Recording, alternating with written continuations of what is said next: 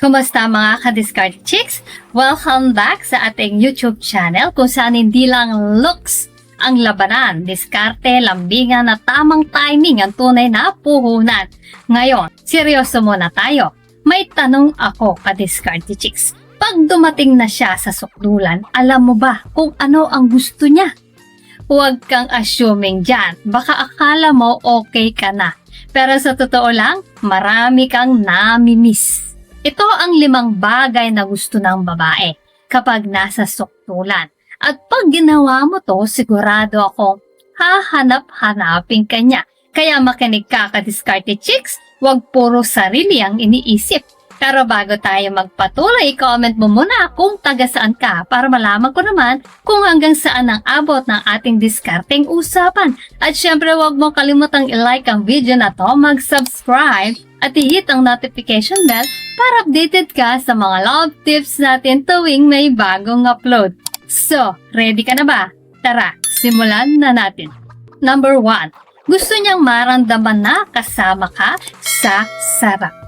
Kapag nasa sukdulan na babae, gusto niya na hindi siya nag-iisa sa nararamdaman niya. Yung tipong may eye contact kayo. Hawak mo kamay niya at ramdam niyang sabay kayong lumilipad.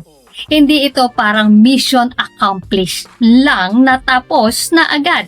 Kailangan mo iparamdam sa kanya na damang-dama mo rin yung moment. Simple words lang. Ang ganda mo, ang sarap mo, at kahit sabay tayo. Malaking bagay yan, ka-discarte chicks. Sa number 2, gusto niyang marinig ka. Hindi lang sila nararamdaman, nakikinig din sila. Kaya kung tahimik ka lang habang siya'y rumaragasa, ka-discarte chicks, sayang ito. Yung perfect time para magsalita ka. Tell her, she's beautiful. Ibulong mo sa tenga niya na sobrang sarap kasama siya. Or that she makes you feel alive. Minsan kahit isang mahinang ungol lang na totoo, turn on pa sa kanila yan. Yung boses mo, yan ang music niya sa sukdulan. Huwag mong tipirin. So number 3, gusto niyang yakapin o hawakan siya habang papunta sa sukdulan. Ka-discarte chicks, hindi ito wrestling match. Kapag malapit na siya sa sukdulan, gusto niyang may connection pa rin kayo physically. Huwag kang basta nakaabang lang. Hawakan mo ang mukha niya. Yakapin mo ang balikat niya, himasin mo ang buhok niya para sa kanya yung skin-to-skin contact habang papunta siya sa peak. Sobrang comforting at sensual yan. It gives her that sense of security kahit nasa pinaka-wild na moment siya. Sandali lang mga ka-discarte chicks. Bago tayo magpatuloy, nakapag-subscribe ka na ba? Baka naman, i-hit mo ng subscribe button. Ngayon na, as in now na. Para mas marami pa tayong madiskarteng pag-uusapan sa susunod. Number 4. Gusto niyang bigyan mo siya ng luwag. Walang pressure. Ito yung kadalasang hindi naiintindihan ng lalaki. Akala natin, kailangan nating kontrolin ang takbo. Pero sa totoo lang, kapag babae ang nasa sukdulan, gusto niya na hayaan mo lang siya. Huwag mong pigilan ng ungol niya. Huwag mong hadlangan ang paggalaw niya. Let her take the lead for a few seconds. Hayaan mo ang katawan niya ang mag-express ng sarap. That's when she feels truly free and satisfied. So number 5, gusto niyang may aftercare. Huwag umalis agad. Tapos na? Huwag kang tumalikod agad. Ka-discarte chicks, hindi yan exam na tapos na sa oras. Ang babae after the sukdulan, mas vulnerable yan. Kaya kapag bigla kang bumangon, nag-cellphone o natulog agad na parang delivery boy lang, naku, fail yan. Gusto niya ng yakap, konting himas sa likod, halik sa noo o kahit lambing lang na parang ayos ka, beba. Vibe.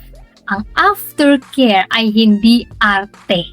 Ito ang nagpapatibay ng emotional bond niyong dalawa. So ayan mga ka-discarte chicks, wag natin sayangin ang pagkakataong mapasaya siya. Hindi lang sa katawan, kundi sa puso rin. Dahil kung alam mo ang mga gusto niya sa sukdulan, ikaw ang lalaki na hindi lang pinapangarap, kundi binabalik-balikan. Sana ay may natutunan po kayo sa video natin ngayon at syempre bago po tayo matapos, shoutout muna sa ating mga masugyan na taga-manood na sina Rodion Jimenez ng Antipolo City, Rizal, Pato Finala from Mindanao, Mena Asia from Lucena City, Marlon Resuelo from Camona, Cavite, Larry Erenio ng Bacolod, Richard Carcha from Canada, Julius De La Cruz, taga Pangasinan, Marlon Resuelo from Carmona, Cavite, Romeo Andrada from Virginia Beach, USA, Edgar Mateo from Tuwao, Cagayan, Marshall Remedio ng Quezon City at kay Rafael Nunez from Biliran. Guys, maraming salamat po sa support at panonood mga ka-Diskarte Chicks.